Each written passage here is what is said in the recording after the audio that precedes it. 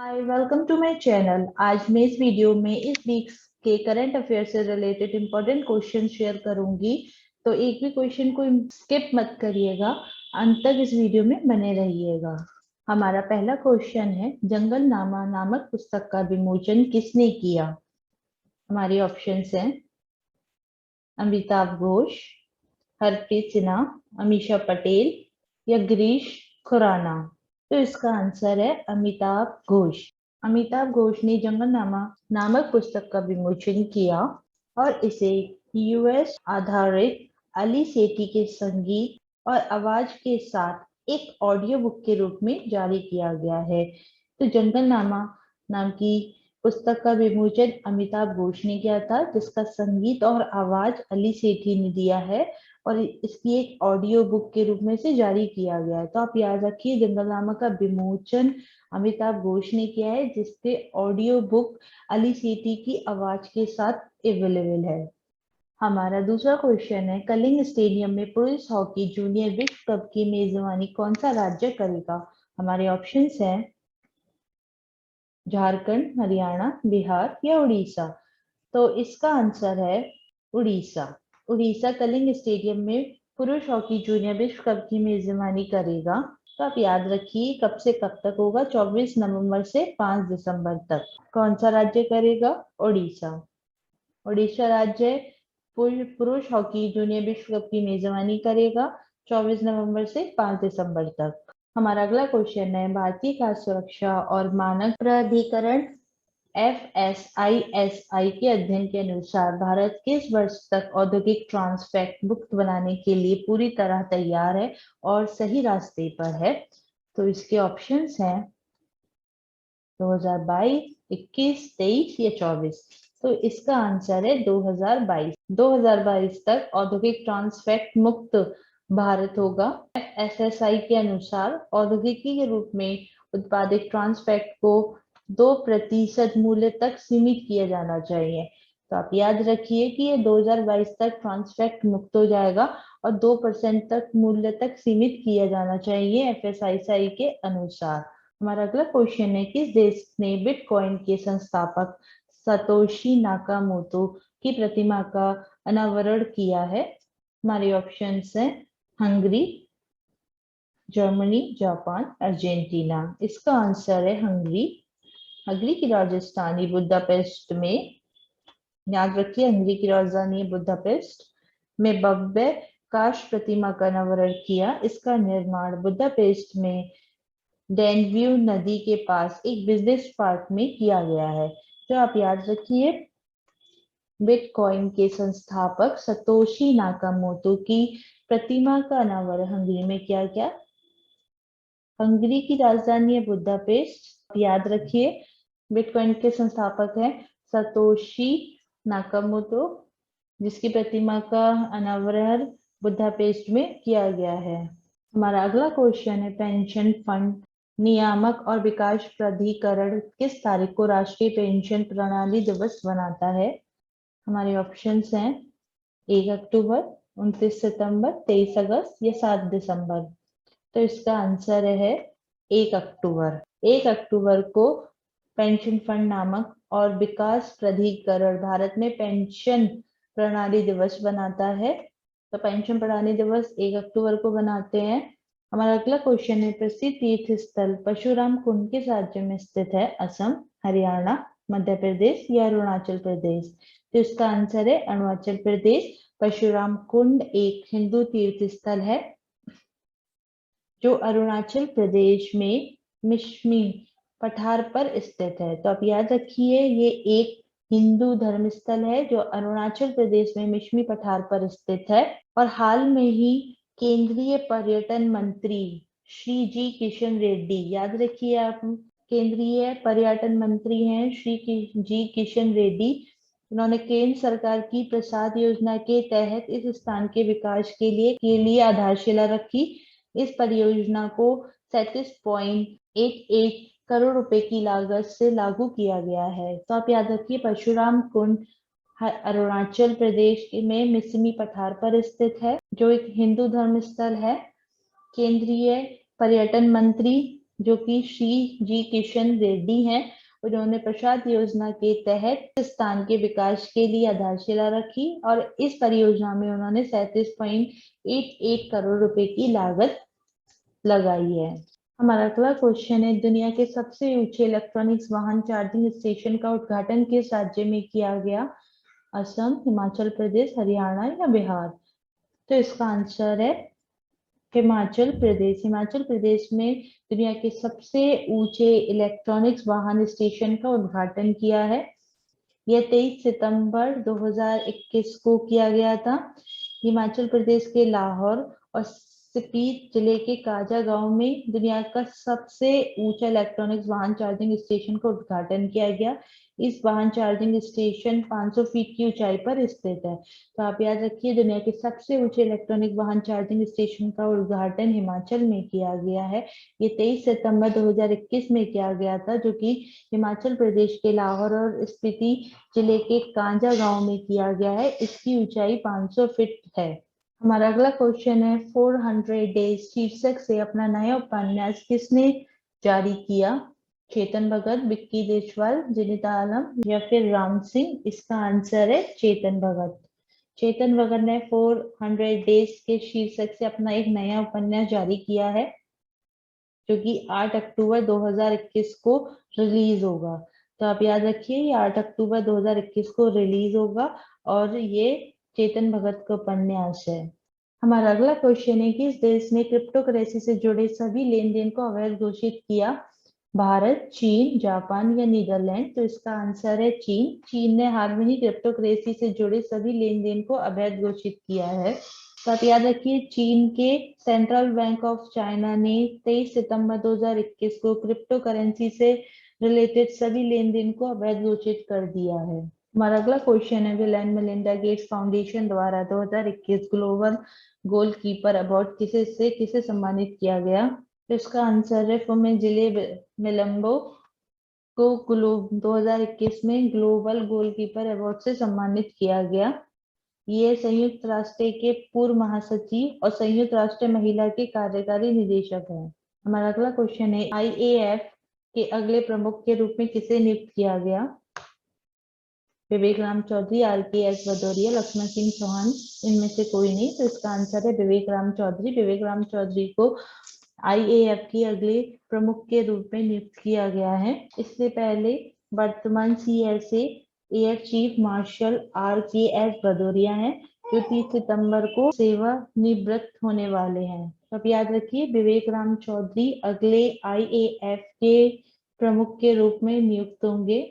हमारा अगला क्वेश्चन है, किस राज्य केंद्र शासित प्रदेश की पुलिस ने हाल में ही पैडल फॉर पीस साइकिलिंग कार्यक्रम का आयोजन किया? लद्दाख, हिमाचल प्रदेश, जम्मू एंड कश्मीर, उत्तराखंड? तो इसका आंसर है जम्मू एंड कश्मीर। जम्मू एंड कश्मीर की पुलिस ने हाल में ही पैडल फॉर पीस साइकिलिंग का कार्यक्रम किया और इस साइकिलिंग रेस में 1000 साइकिल चालकों ने भाग लिया। तो आप याद रखिए कि किस राज्य की पुलिस ने पैडल फॉर पीस साइकिलिंग कार्यक्रम का आयोजन किया? तो इसका आंसर है जम्मू एंड कश्मीर। जम्मू एंड कश्मीर की पुलिस ने हाल में ही पैडल फॉर पीस साइकिलिंग कार्यक्रम का आयोजन किया है।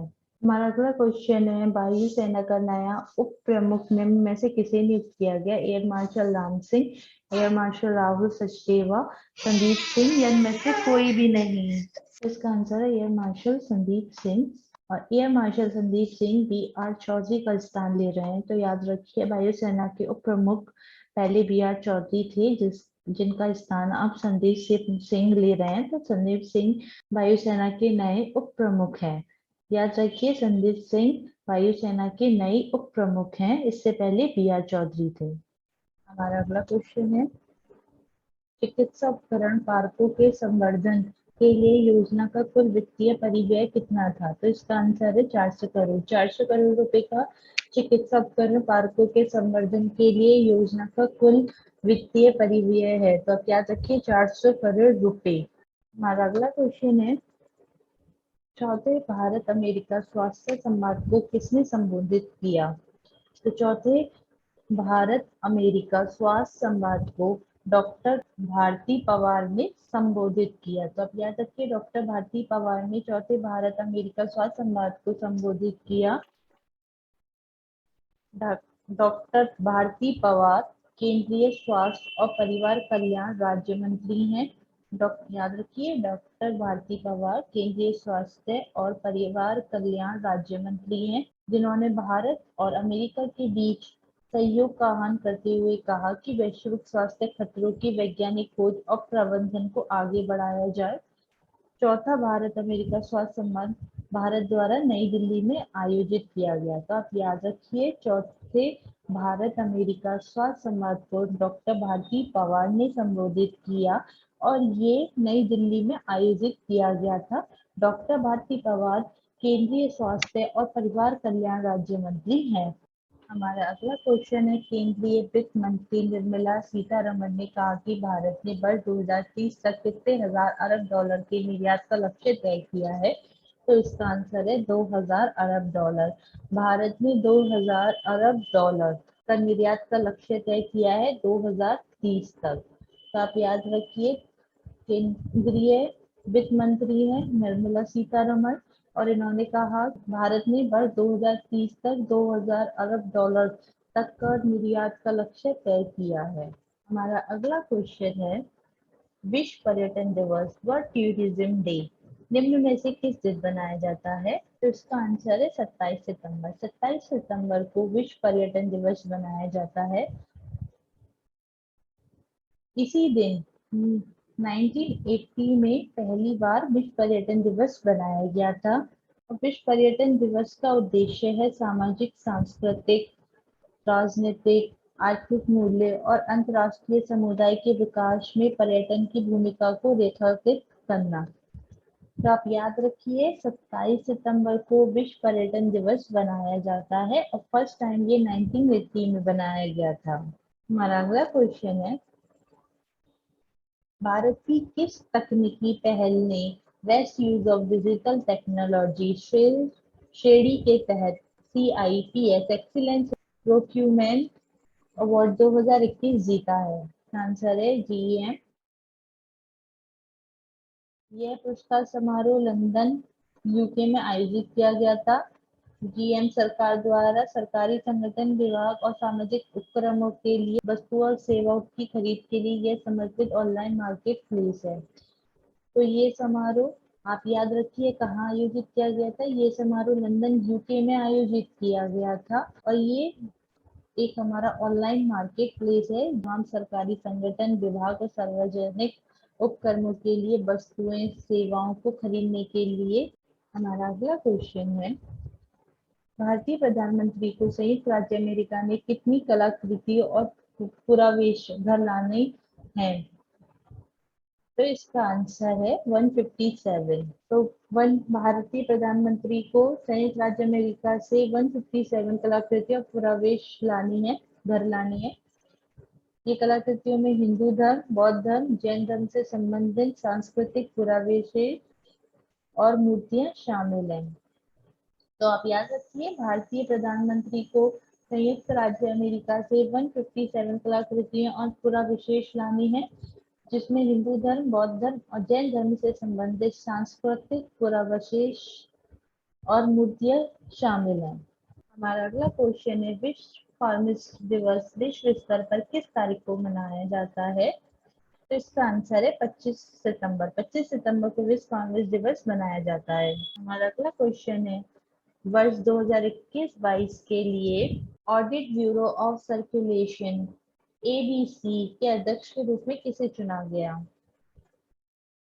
तो इसका आंसर है देवव्रत मुखर्जी। तो देवव्रत मुखर्जी को 2021-22 के लिए audio bureau of circulation ABC के अध्यक्ष के रूप में चुना गया है।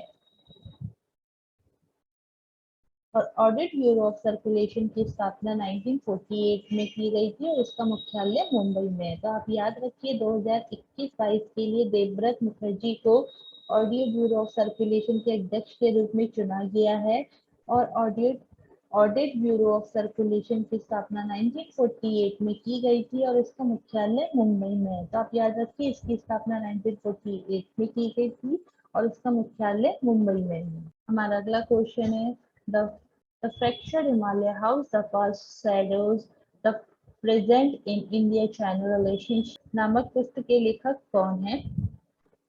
तो इसका आंसर है निरुपमा राव। निरुपमा राव इस पुस्तक के लेखक हैं। हमारा अगला क्वेश्चन है, किसने Ayushman Bharat digital mission ABDM launch किया है? तो इसका आंसर है नरेंद्र मोदी। नरेंद्र मोदी ने Ayushman Bharat digital mission launch किया है। और इस आयुष्मान भारत डिजिटल मिशन का उद्देश्य है कि स्वास्थ्य सुविधाएं एक क्लिक के माध्यम से नागरिकों तक पहुंच सके, और इसके लिए एक सरल ऑनलाइन मंच तैयार किया गया है जो आयुष्मान भारत डिजिटल मिशन के तहत आता है। तो आप याद रखिए, आयुष्मान भारत डिजिटल मिशन का लॉन्च नरेंद्र मोदी ने किया था, जिसका उद्देश्य स्वास्थ्य सुविधा एक क्लिक के माध्यम से नागरिक तक पहुंच सके। ये एक सरल ऑनलाइन मंच है। हमारा अगला क्वेश्चन है, हाल में ही the western naval command sailing championship 2021 का आयोजन किस शहर में किया गया? तो इसका आंसर है मुंबई। मुंबई में हाल में ही the western naval command sailing championship 2021 का आयोजन किया गया। ये मुंबई में 23 सितंबर 2021 से 26 सितंबर 2021 तक किया गया। तो आप याद रखिए कब से कब तक किया गया। ये 23 सितंबर से 26 सितंबर तक किया गया और ये मुंबई में किया गया। हमारा अगला क्वेश्चन है, हाल में ही DRDO ने किस स्थान पर आकाश प्राइम मिसाइल का सफल परीक्षण किया? तो इसका आंसर है चांदीपुर। चांदीपुर में DRDO ने आकाश प्राइम मिसाइल का सफल परीक्षण किया। तो ये हमारा चांदीपुर ओडिशा राज्य में आता है। तो आपका एक क्वेश्चन ये भी हो सकता है कि किस राज्य में आकाश प्राइम मिसाइल का सफल परीक्षण किया गया? तो इसका आंसर ओडिशा है। उड़ीसा के चांदीपुर में आकाश प्राइम मिसाइल का सफल परीक्षण किया गया। तो आप याद रखिए कि उड़ीसा के चांदीपुर में आकाश प्राइम मिसाइल का सफल परीक्षण। हमारा अगला क्वेश्चन है, प्राइवेट स्पेस नाम का एक नए स्पेस स्टार्टअप किसने लॉन्च किया? तो इसका आंसर है स्टीव वेंजाइकी। इन्होंने प्राइवेट स्पेस नाम का एक नया स्पेस स्टार्टअप लॉन्च किया है और ये एप्पल के सह निर्माता हैं। तो आप याद रखिए, स्टीव वेंजाइकी एप्पल के सह निर्माता है। उन्होंने प्राइवेटर स्पेस नाम का एक नया स्पेस स्टार्टअप लॉन्च किया है। हमारा अगला क्वेश्चन है, the long game how the Chinese negotiate with India नामक पुस्तक के लेखक कौन है? तो इसका आंसर है Vijay Gokhale. Vijay Gokhale the long game how the Chinese negotiate with India नामक पुस्तक के लेखक है। हमारा अगला क्वेश्चन है, भारतीय सेना किस तारीख को विजय सांस्कृतिक महोत्सव आयोजित करेगी? तो इसका आंसर है सितंबर 26 से सितंबर 29 भारतीय सेना विजय सांस्कृतिक महोत्सव आयोजित करेगी और यह वो कोलकाता में करेगी। तो आप याद रखिए, भारतीय सेना 26 से 29 सितंबर तक कोलकाता में विजय सांस्कृतिक महोत्सव बनाया था। यह महोत्सव भारत पाक युद्ध 1971 की स्वर्ण जयंती के उपलक्ष्य में मनाया जाता है। तो आप याद रखिए कि हाल में ही कोलकाता ने 26 से 29 सितंबर तक विजय सांस्कृतिक महोत्सव बनाया था, जो कि भारत पाक युद्ध 1971 की स्वर्ण जयंती के उपलक्ष्य में मनाया जाता है। तो हमारा अगला क्वेश्चन है, रक्षा मंत्री ने भारतीय सेना के लिए कितने मुख्य युद्धक टैंक MBT Mk1A का आदेश दिया? 118। हमारा अगला क्वेश्चन है, किस राज्य ने SRI इंटरनेशनल के एक insure tech venture spin out big shot के साथ सहमति व्यक्त की? तो इसका आंसर है तेलंगाना। तेलंगाना ने SRI इंटरनेशनल के एक insure tech venture spin out big shot के साथ सहमति व्यक्त की। हमारा अगला क्वेश्चन है, भारत ने हाल में ही किस खतरनाक रसायन के भंडार के नियमों में ढील दी है? तो इसका आंसर है अमोनियम नाइट्रेट और कैल्शियम नाइट्रेट। तो आप याद रखिए, भारत ने हाल में ही अमोनियम नाइट्रेट और कैल्शियम नाइट्रेट खतरनाक रसायन के भंडार के नियमों में ढील दी है। हमारा अगला क्वेश्चन है, 25 सितंबर 2021 को पहली बार राष्ट्रीय सहकारी सम्मेलन का उद्घाटन और संबोधित किसने किया? तो इसका आंसर है अमित शाह। अमित शाह ने 25 सितंबर 2021 को पहली बार राष्ट्रीय सहकारी सम्मेलन का उद्घाटन और संबोधित किया। तो आप याद रखिए, 25 सितंबर 2021 को पहली बार राष्ट्रीय सहकारी सम्मेलन हुआ, जिसे संबोधित अमित शाह ने किया और ये नई दिल्ली में हुआ, इंदिरा गांधी इंडोर स्टेडियम में। हमारा अगला क्वेश्चन है, सूचना और प्रसारण मंत्री अनुराग ठाकुर ने दुनिया के सबसे ऊंचे रेडियो स्टेशन में से किस स्थान पर उच्च शक्ति ट्रांसमीटर का उद्घाटन किया? तो उसका आंसर है कारगिल। कारगिल में अनुराग ठाकुर ने दुनिया के सबसे ऊंचे रेडियो स्टेशन पर उच्च शक्ति ट्रांसमीटर का उद्घाटन किया। अनुराग ठाकुर ने 25 सितंबर को कारगिल में उच्च शक्ति ट्रांसमीटर का उद्घाटन किया। और कारगिल जो है वो लद्दाख में है। तो आप याद रखिए, अगर राज्य के बारे में पूछा जाए तो आप लद्दाख लिखेंगे। तो लद्दाख में कारगिल के पास हेम्बोटिंगला में उच्च शक्ति ट्रांसमीटर लगाया गया है, जो समुद्र तल से 4054 मीटर की ऊंचाई पर है। 10 किलोवाट की क्षमता के इन ट्रांसमीटर का दायरा 50 किलोमीटर से अधिक है और लेह में स्थित मौजूदा ट्रांसमीटर 3501 मीटर की ऊंचाई पर है। तो आप याद रखिए कि लद्दाख में जो अदर ट्रांसमीटर है वो 3501 की मीटर की ऊंचाई पर है। जो अभी इस टाइम पे सबसे उच्च शक्ति ट्रांसमीटर का उद्घाटन किया वो 4054 मीटर की ऊंचाई पर स्थित है।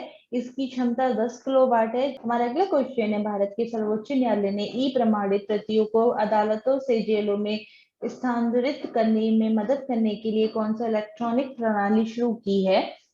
तो इसके ऑप्शन है फास्टर, रैपिड, स्लोअर या ग्लोबल। तो इसका आंसर है फास्टर। तो फास्टर प्रणाली के तहत अदालतों की जेल में ड्यूटी अधिकारियों को सुरक्षित इलेक्ट्रॉनिक संचार के माध्यम से जमानत आदेश, स्थगन आदेश, अंतरिम आदेश, कार्यवाही की ई प्रमाणित प्रतिक्रिया भेज सकती है। तब याद रखिए, भारत के सर्वोच्च न्यायालय ने ई प्रमाणित प्रतियों को अदालतों से जेलों में स्थानांतरित करने की मदद के लिए फास्टर इलेक्ट्रॉनिक प्रणाली शुरू की है। हमारा अगला क्वेश्चन है, हाल में ही किस चक्रवात ने भारतीय तटीय क्षेत्रों में दस्तक दी? तो इसका आंसर है गुलाब चक्रवात ने भारतीय तटीय क्षेत्रों में दस्तक दी और ये भारत के पूर्वी तट पर आया है। हमारा अगला क्वेश्चन है, भारतीय प्रधानमंत्री ने 25 सितंबर 2021 को यूएनजीए के किस सत्र को संबोधित किया? तो इसका आंसर है 76वें सत्र को संबोधित किया। तो भारत के प्रधानमंत्री ने 25 सितंबर 2021 को यूएनजीए के 76वें सत्र को संबोधित किया। हमारा अगला क्वेश्चन है, किसने अपनी चीनी साथी शुगई जांग के साथ ऑस्ट्रेलिया में ओपन में युगल खिताब जीता? तो इसका आंसर है सानिया मिर्जा। सानिया मिर्जा ने अपनी साथी शुगई जांग के साथ मिलकर ऑस्ट्रेलिया ओपन में युगल खिताब जीता। तो आप याद रखिए, सानिया मिर्जा ने अपनी चीनी साथी शुगई जांग के साथ ऑस्ट्रेलिया ओपन में युगल खिताब जीता। हमारा अगला क्वेश्चन है, किसने वीडियो कॉन्फ्रेंसिंग के माध्यम से institute of petrochemicals technology Jaipur का उद्घाटन किया? तो इसका आंसर है नरेंद्र मोदी। नरेंद्र मोदी ने गुजरात की इंस्टीट्यूट ऑफ पेट्रोकेमिकल्स टेक्नोलॉजी का उद्घाटन किया थ्रू वीडियो कॉन्फ्रेंसिंग। तो आप याद रखिए, वीडियो कॉन्फ्रेंसिंग के माध्यम से इंस्टीट्यूट ऑफ पेट्रोकेमिकल्स टेक्नोलॉजी का जयपुर में उद्घाटन हुआ। यह उद्घाटन नरेंद्र मोदी के थ्रू हुआ और उन्होंने इसके अलावा राजस्थान के बांसवाड़ा, सिरोही, हनुमानगढ़, दसों जिलों में 4 नए मेडिकल कॉलेजों की आधारशिला भी रखी है। हमारा अगला क्वेश्चन है, राज्य द्वारा संचालित हिंदुस्तान एरोनॉटिक्स लिमिटेड HAL ने किस राज्य में तैनाती के लिए अपने 2 DO-228 विमानों की आपूर्ति के लिए एलायंस एयर के साथ एक समझौते पर हस्ताक्षर किए हैं? इसका आंसर है अरुणाचल प्रदेश। तो HAL ने अरुणाचल प्रदेश में तैनाती के लिए अपने 2 DO-228 विमानों की आपूर्ति के लिए एलायंस एयर के साथ एक समझौते पर हस्ताक्षर किए हैं। तो आप याद रखिए, अरुणाचल प्रदेश।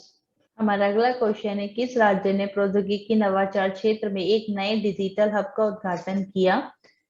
तो इसका आंसर है केरल। केरल ने नए नवाचार क्षेत्र में एक डिजिटल हब का उद्घाटन किया और ये केरल के मुख्यमंत्री के द्वारा हुआ। तो केरल के मुख्यमंत्री ने केरल स्टार्टअप मिशन KSUM द्वारा कोच्चि में प्रौद्योगिकी नवाचार क्षेत्र में एक नए डिजिटल हब का उद्घाटन किया। तो इसका उद्घाटन केरल के मुख्यमंत्री ने किया और ये कोच्चि में हुआ है।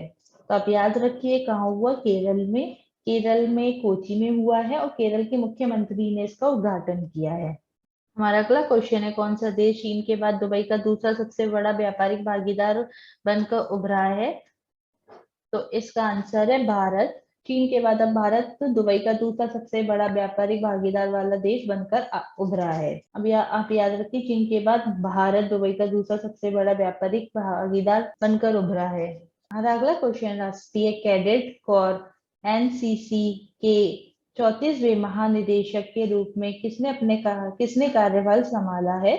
तो उसका आंसर है गुरुवीर पाल सिंह। गुरुवीर पाल सिंह ने 27 सितंबर को एनसीसी के 34वें महानिदेशक के रूप में कार्यभार संभाला है। तो आप याद रखिए, गुरुवीर पाल सिंह ने 27 सितंबर को 34वें महानिदेशक के रूप में कार्यभार संभाला।